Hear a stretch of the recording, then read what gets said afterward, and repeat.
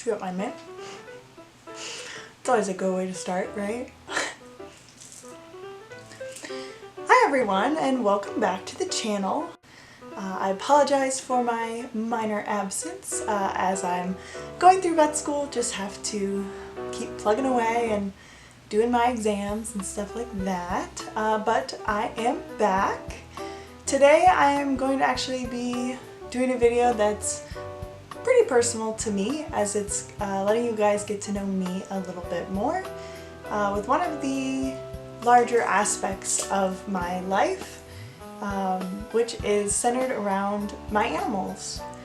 As you guys know, I am currently a veterinary student. I am in my third year of school, so I have this last year of classroom work, and then next year I will go into rotations, going into clinics, doing those hands-on, all different aspects of vet med. But for the moment, I am currently just a student going to class 8 to 5 normally. But something that sets me apart from your traditional vet student would be the kinds of pets that I have and the amount of pets that I have. So in today's video, we're going to go ahead and talk about what creatures I have, how many I have, and how I go about a day in my life. It's not going to be a full day in my life video. Maybe I will make one day, but not anytime soon. It's just more about how I manage all of the animals that I do have. Okay, so let's get into it. Here in this room that I am sitting in holds 29 reptiles. 29 is not the total number of animals that I have. I have 35, with the rest of them being back at my home. Things like my dog, who's a family dog, and my horse, who stays back in Ohio because it is way too expensive here in New York to bring him all the way up here. But I have 29 reptiles, and they all live here in this room with me. And to most people, that is way too many and way too many animals to take on. And the first thing that I want to address is, should someone have this amount of animals? And my recommendation is no. I never ever on this channel want to promote collecting animals or seeing animals as something that you just want to acquire because you think they're cute or you think they're cool, like they look cool. It's never about that for me. I have the animals that I have for a couple reasons. One, I do breed animals, so I breed and sell them. So I do have a constant fluctuating number of babies, baby reptiles, who I am taking care of and then get placed into new homes. On top of that, a little backstory about me is I did not get into vet school my first year that I applied. I got rejected from every school that I applied to, so instead of just sulking around and being really discouraged, I decided to push forwards, and one way that I did that within my own life was I started my small business, which is breeding and selling reptiles. Additionally, I got jobs in clinics and did other things to help boost my vet school application, but I wanted to make sure that I was doing something that, if I ended up not going to vet school, I had something that I was passionate about and that I was really interested in. And of course, as with most or almost all veterinarians, we do love animals, and for me particularly, reptiles happen to be my thing. So for me personally, when I didn't get accepted into vet school, I did, like I said, I started a small business breeding and selling reptiles, which means that I, over a year and a half, acquired breeding pairs of various species of reptiles, such as Chihuahua geckos, crested geckos, giant day geckos, chameleon geckos, fire skinks. Who else am I missing? Well, my water skinks, but I've had them for longer than that, in order to be able to breed them and produce offspring. When I did go ahead and receive the email saying that I made it into vet school, it's very exciting, very awesome.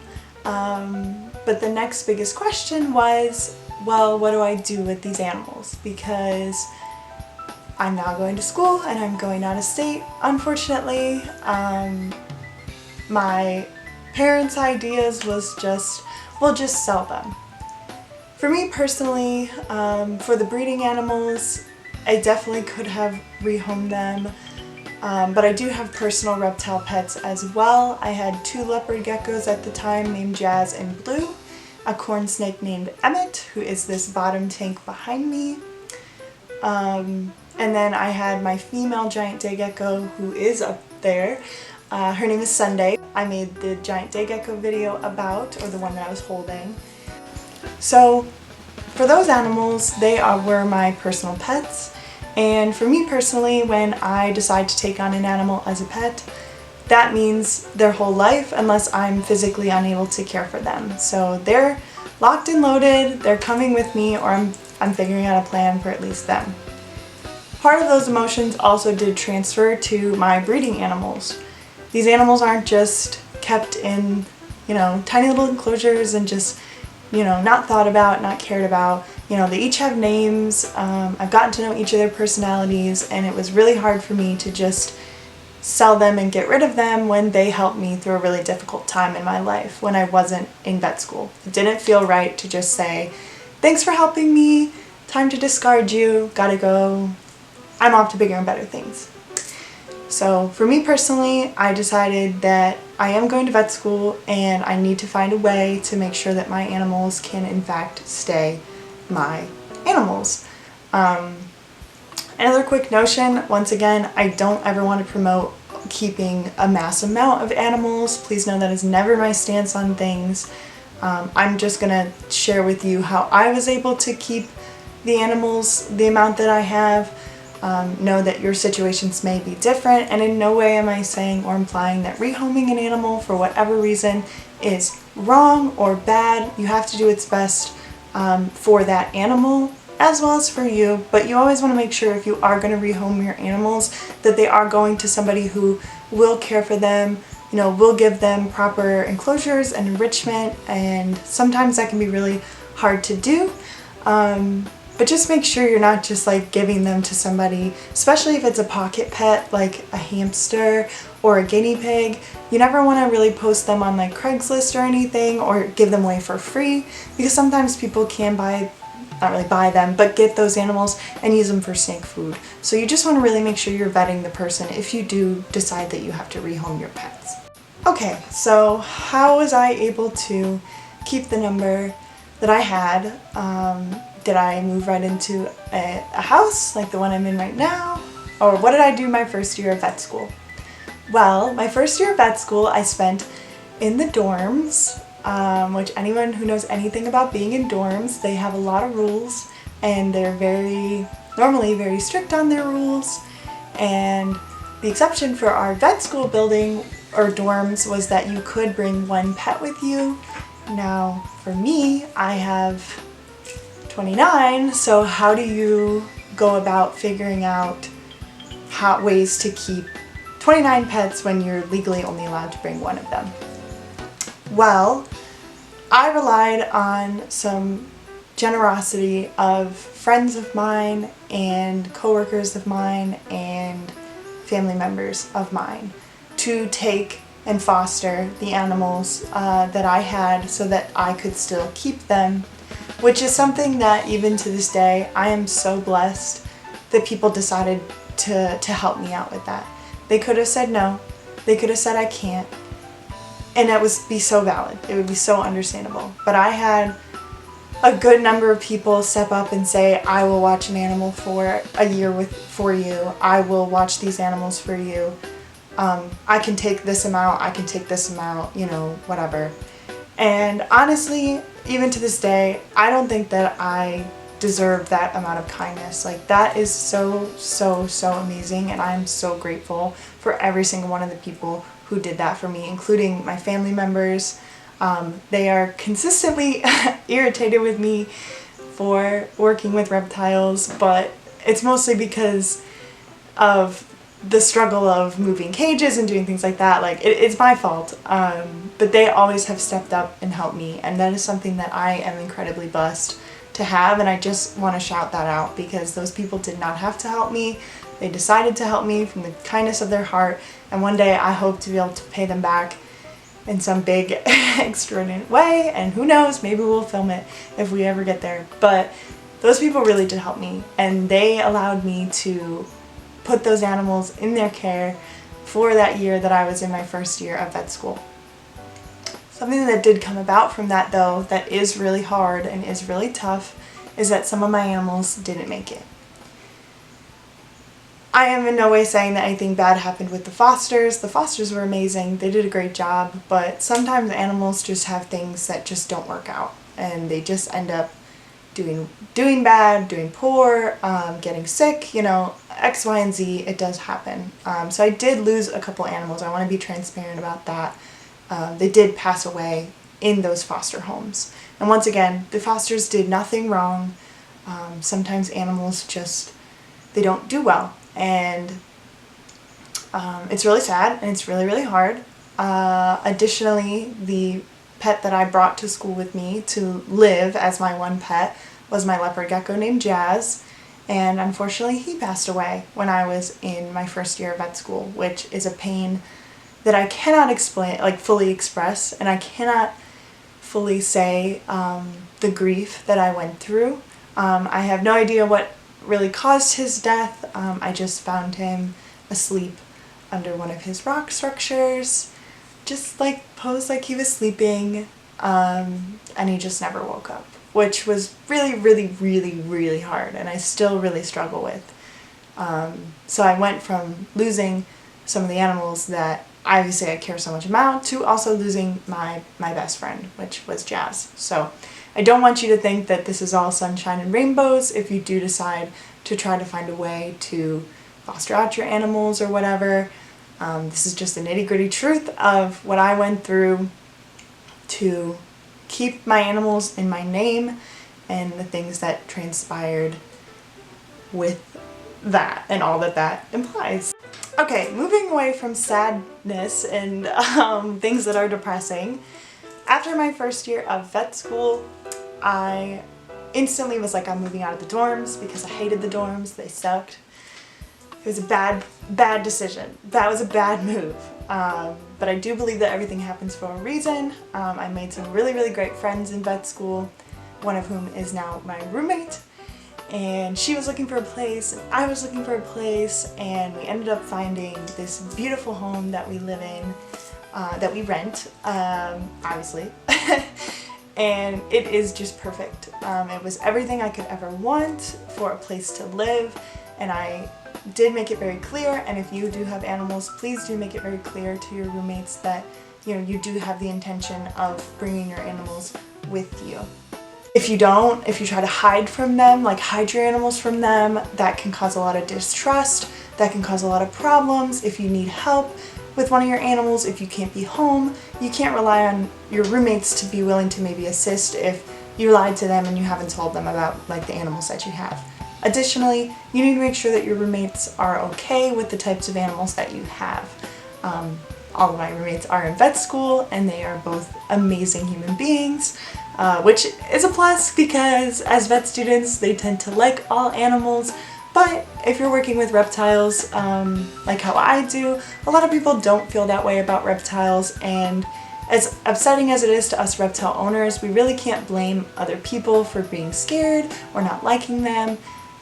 It's the name of the game, it happens, and you do need to be respectful of people that you want to live with, and you want to make sure that you do match up with the people that you live with. So just do please be open and honest with the animals that you're bringing and all that that entails. Additionally, try to find a space where you can put your animals in one room, one area. For me, all of my animals stay in this room. They are not spanning out into the living room. They do not span out into the basement because I want those spaces that we share as roommates to be shared spaces for everyone, not Anne's place to store her animals. So those are just some things that I do and that I recommend. I think it makes your living situation a lot calmer, and I think it helps make having animals in a rented space not become as much of a burden, or as much of a, oh, this cage is dirty, or it's gross, or the animals are making noise. Now, there are differences obviously between having mammals and having reptiles or small pocket pets. If I had a dog, for example, I would want the dog to be able to go all throughout the house, and those, mammals do just tend to have and require more care. So if you're saying like, well, I want to have like 16 dogs, I would never recommend that because that sounds terrible. But whereas with me having this many reptiles, they stay in one confined space. I can keep them here in their tanks. I can take them out and put them on my bed or work with them, and they're not required to use up the whole house space. So it is different, mammals versus reptiles, but we're going to get into more of like what my day looks like with that. But I'm not saying that the people who want to have like 16 cats, like, I don't know what your life would look like, and I really don't recommend that. But that's a plus for having the reptiles. They do stay in their tanks, and you can decorate their tanks all nice, and they'll enjoy living in there and not encroach on your roommates and y'all's shared space. Okay, so we found this beautiful place, and because of how things transpired with getting, like finding a third roommate, because it's a 3-bedroom house, and because of the things that were done to get this house, getting a realtor and stuff, my roommates were gracious enough to give me the larger of the 3 bedrooms, for the reason being that I will have the tanks behind me to keep the animals in. Trade-offs for this would include, they do have mammals, and so their mammals can peruse the whole house free, go into any space that they want with the exception of my room. And things like I don't park in the garage because I think that, my roommates are so accommodating for me and my pets that, anything that I can do to make living here more enjoyable for them or more fun and not something that, they have to think of as like, oh, it's like a burden living here, I will do and I will be gracious to do. So that's just once again me and my story with this. I just always recommend, if you have roommates, like really do try to be kind to them, be sweet to them. Like if you have so many animals, like as much as people say like it's not a problem, like it can still become like a burden, and it can become a burden very quickly. So you just want to make sure you're being respectful of people's time, their space, things like that. But we're moving past that now. The other really cool benefit to my room is I have my own half bathroom as well, which is so nice because I can clean all the water bowls, I can clean any piece of equipment that I want and not have to go into the shared space that is our shared bathroom, like our full bath. So the half bath has been a blessing to have to keep my animals happy and clean and healthy. So that's a little bit about that. To say it again, all my animals do live in this room. None of them really venture outside of this room unless I'm like taking them out to show one of my roommates. But both of my roommates, once again, are comfortable with the reptiles, which is really good.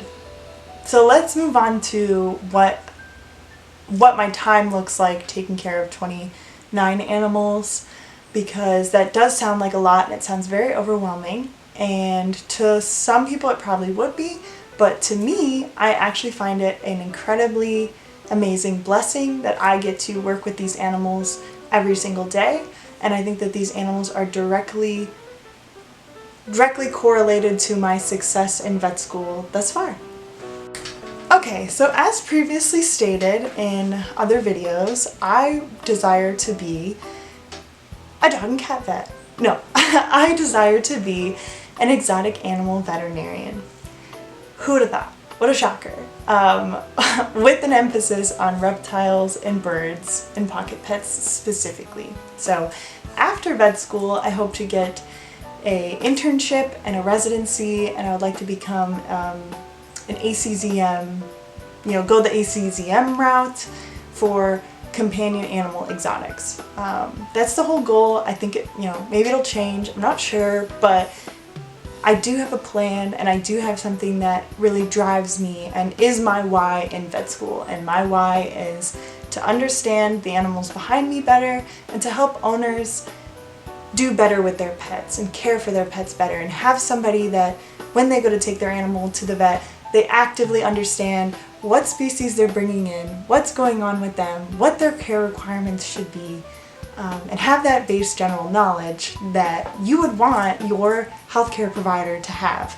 If you take your pet in, I can tell you this for certain, if you take your pet in and you have a sulcata tortoise and you take it in and the vet's like, oh my gosh, that's a Russian tortoise, or oh my gosh, that's a water turtle, you're instantly not going to like that vet very much, and you're going to think that they're going to harm your pet. Even if they have all the titles in the world, which I don't think that would happen if you have all the titles in the world, but even if it did, you're not going to trust them. So I have found that by having all the animals behind me and all the different species, which we'll go into in a minute, I found that it has helped me to be a better veterinary student and a better veterinarian in the future, because I feel like I have base knowledge on a lot of different species and a lot of different biomes, so that I know, hey, for a species originating out of South America, specifically rainforest type biomes, we need to be looking at this type and like this thing, lack of humidity, funguses, things like that. Whereas with desert biomes or drier biomes, I know that we need to be looking at husbandry, because the owners might think, well, if it's so dry, they could end up, drying out, so we need to mist them all the time or something, where that would be incorrect. Each species obviously has their own quirks and characteristics, so everyone is different and every individual is different, but I feel like having that base knowledge to back me up already with working with various species, lizards, tortoises, snakes, not as much amphibians, but maybe when I'm out of school, they just scare me a little bit. That will help me to be a better veterinarian for my clients. So my reptiles, I believe, have actively improved the vet that I will be one day. And I genuinely attribute a lot of the success that I have had in vet school with the animals that I have. And we'll talk about why, I guess. Okay, so let's talk about what animals I do have, because 29 is a lot, but the species that I have include, or that I work with, that I own, whatever you want to say. I have rosy boas, I have leopard geckos, I have a corn snake. Let's do the numbers too. So in this room we have 2 rosy boas, 2 leopard geckos, a corn snake, 7 Sulawesi water skinks, 2 African fire skinks, 5 giant day geckos, 4 Chihuahua geckos, 2 crested geckos, 1 Chinese cave gecko, 2 chameleon geckos, and a green tree python.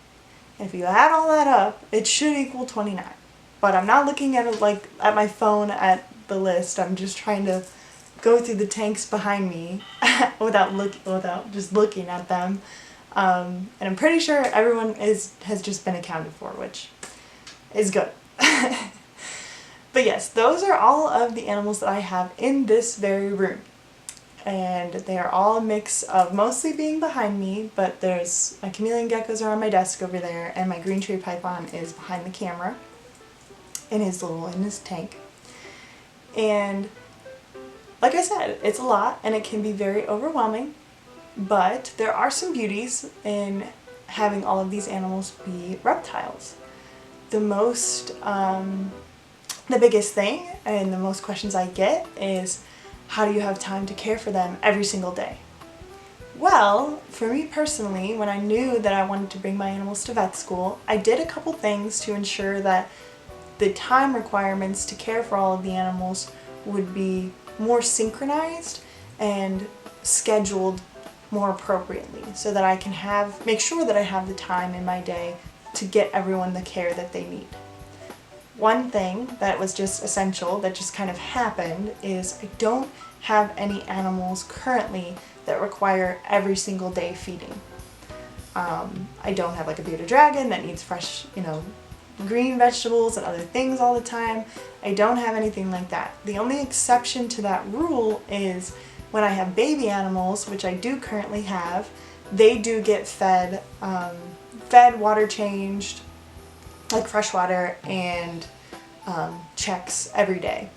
I have 7 babies right now that do get that constant care. So that would be the bulk of what my requirements would be that are every single day. So everybody gets fed every single day, what I just listed, all of those things. In total of time, it probably takes 15 to 20 minutes to get everyone their food and check on them all.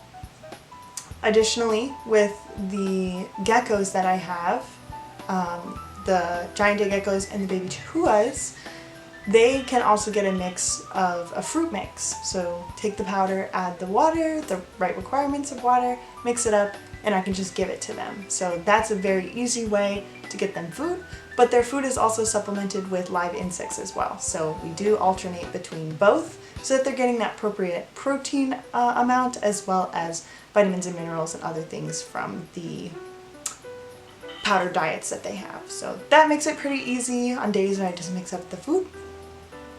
Additionally, I do keep live insects, and they are in this room as well. Okay, so all of my live insects sit in my closet, which is also behind the camera. They sit in tubs that are drilled into for the insects to have oxygen, but obviously not big enough for them to get out. And a couple times a week, I make sure that those bins get cleaned properly, and that those insects do get fed properly, because any live insect that you're going to feed to a reptile, you do have to make sure that they are gut loaded. To do this fully, it probably takes about another 10 minutes. The longest thing is to boil some water, because I use a Rapashi bug burger. Add powder, add the boiling water, mix it up, it makes a gel, and I do give that to my insects along with fresh green vegetables and carrots as well. So that's probably the longest part of that. And for me, because I end up having so many animals that do eat insects, I do buy my insects in bulk. So I get a big order, especially I'll just go to reptile shows, which here in New York are every 3 months approximately. So I'll just get that big order, and it normally lasts me for a pretty long time. And then if not, I just supplement by going to the pet stores, but I hate buying from pet stores. Their crickets are always garbage, but that's like another side rant. So that's preparing food for the animals. So total feed time when it comes to feeding the animals, who are fed pretty much almost every other day, total feed time for everyone also probably takes maybe 10 minutes to do. Mix up a powdered diet if they're getting powdered diet.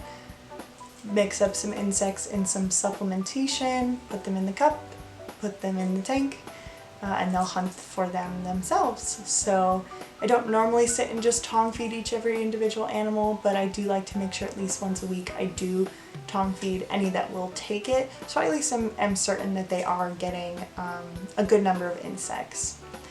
Nobody's weight is at question right now, so everyone's weights are holding and doing really, really well. For the snakes, which would be 4 of them, their care is so easy, so simple. They eat frozen rodents, and once a week I will go ahead and thaw out the appropriately sized rodent, and then I will feed it to them. It takes a good hour to thaw out everything. I just like to make sure that it is super thawed out, there's no issues there.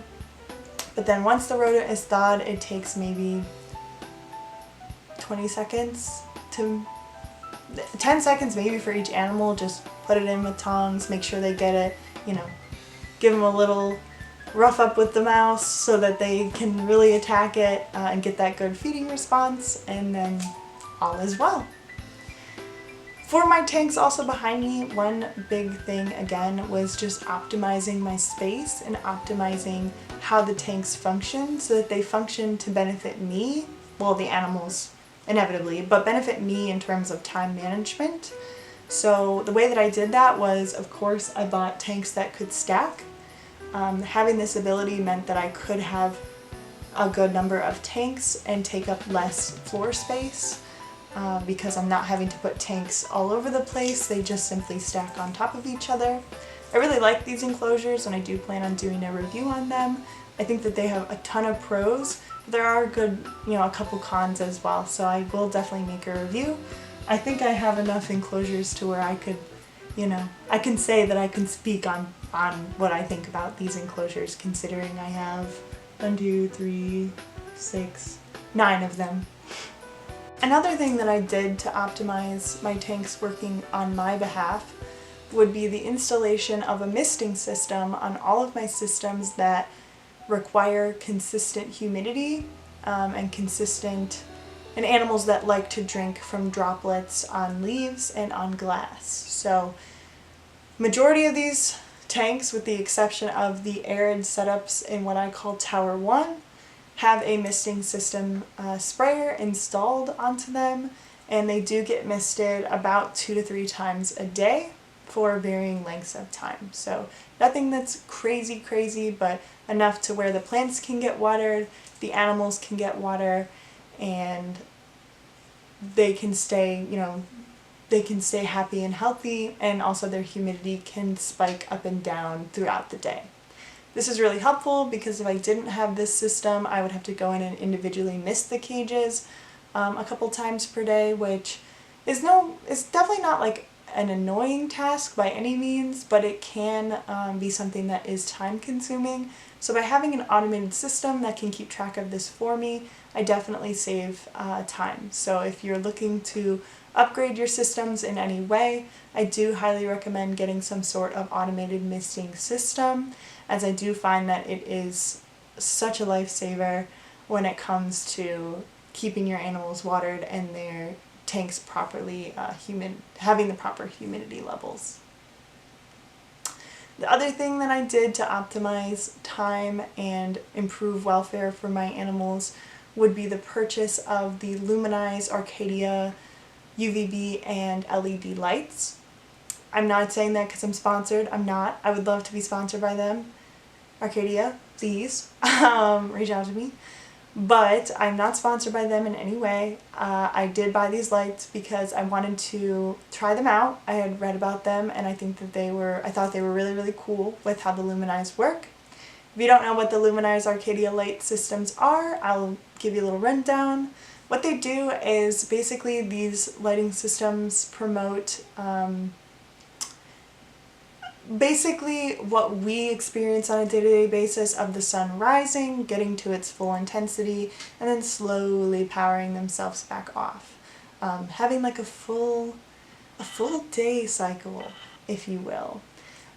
So far I will say that I absolutely love these lights. I think they are absolutely fantastic, and I wouldn't recommend anything else really. The Luminize regular lights are perfectly fine too, but this system in itself is amazing. I will do a review on them as well. I have a couple cons that I want to mention because sometimes the lights get a little wild, which is annoying, but overall I've seen such a change in my animals, especially when I take them back home for winter breaks. They go back into their home enclosures, which just have the regular regular Arcadia lights, which just click on and click off. They don't like those as much, I can tell. It can be very shocking if you think of it from the animal's perspective. Imagine if you were just sleeping in your bed and then boom, bright light just on in your face. You wouldn't be super happy about that. So with these, the really awesome thing is I know that they're on timers, it's controlled through my phone. I can see exactly when the lights will have full power and exactly when the lights will power off, and I can individually set it for each individual light. So they all have their own timers. They all run pretty much the same because I want to make sure everyone gets good nighttime sleep. So if one tank's on for like a really long time, that would kind of defeat the purpose, but they do have that chance to have that slow power down, with these tanks specifically having a slightly longer time to be on because they are diurnal, whereas my crepuscular lizards, they really do get that extended kind of dawn and dusk period where it's slow to kick on, then it lights itself back up all the way to full, and then slowly powers itself off. So that was something that I did, especially since it's on my phone. It's super convenient to see what the lighting statuses are doing, which is a plus, but this is not a review for this product. I just highly recommend getting something that you can put on your phone and you can look and see what's going on. The last thing, or I guess not the last thing, but another thing that I personally choose when I chose to have this many animals is I made the choice that sometimes my social life is going to be boring, and I am 1000% okay with that. What that means is I designate time on my weekends to make sure that the animals are getting proper care. So for me, that looks like scrubbing all of the water bowls. I pull out, there's a big tub in here for the water skinks to swim in. I take it out, I scrub it, I clean it, I check their little filter system. I check all of the animals' water bowls, scrub them, clean them, make sure that they're getting, fresh water, no algae growing in there. I had a problem this weekend with my misting system acting up because maybe I used the wrong water, but let's not talk about that because I corrected it.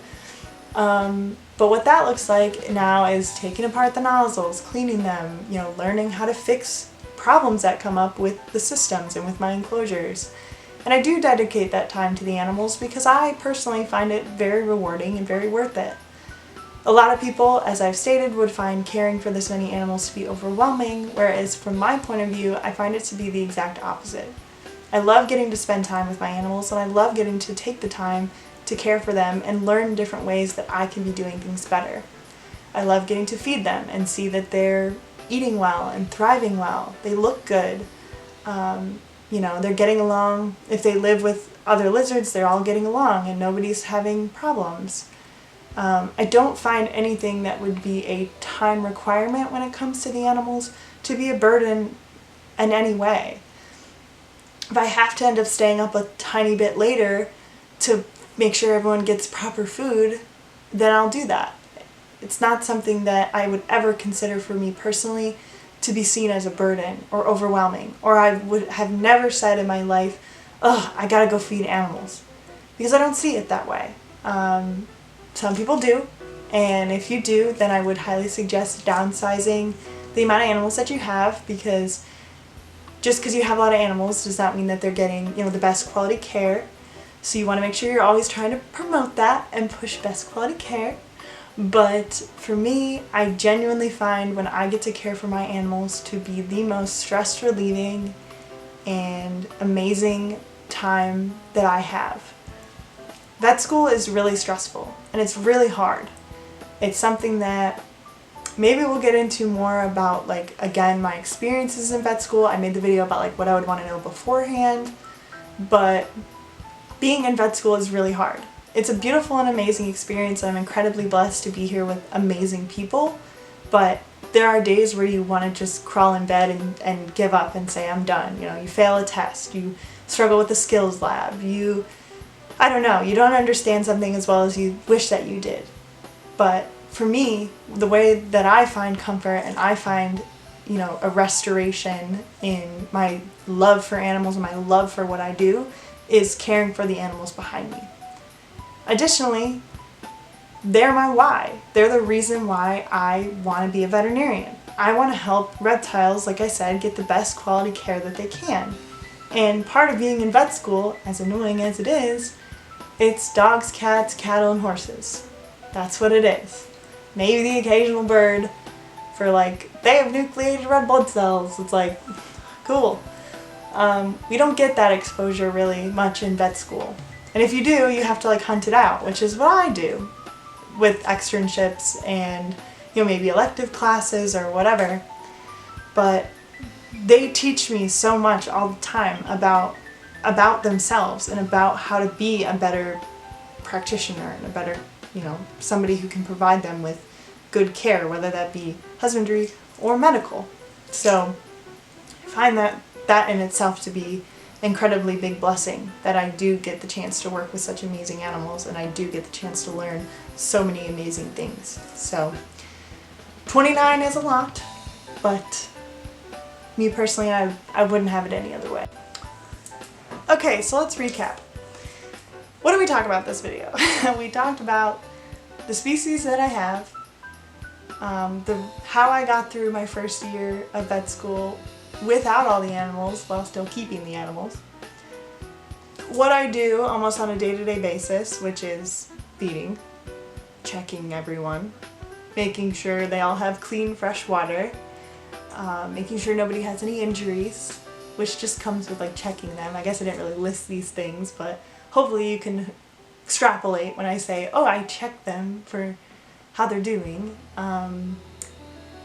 I do still sell reptiles, so if you are interested in purchasing a reptile for me, I will go ahead and drop my MorphMarket account link below. You can go ahead and check that out, or send me a message if you have any questions at all. I can either answer questions about the animals that I'm selling, but if you have questions about other species too, I'm happy to try to answer and help.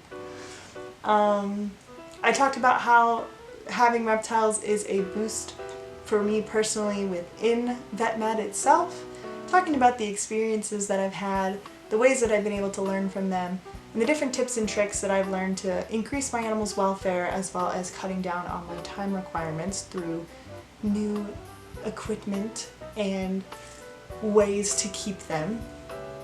And then I talked about how these animals are my why, and they are the reason that I am not as stressed in vet school, and that I'm really, really, really happy in vet school. So just to extra reiterate, because I've said it 2 times already, I am not promoting keeping a bunch of animals in tiny cages and getting as many as you can.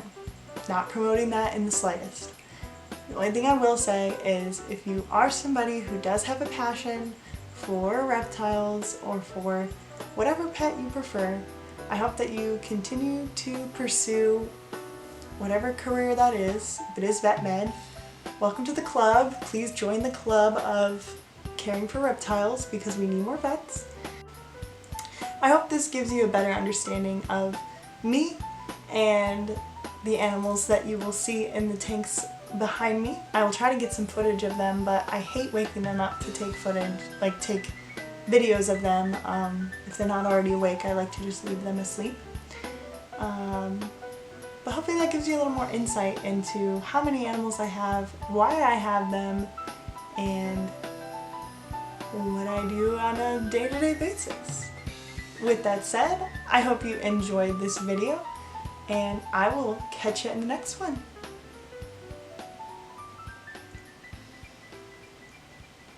Let's go like this. Let's go like...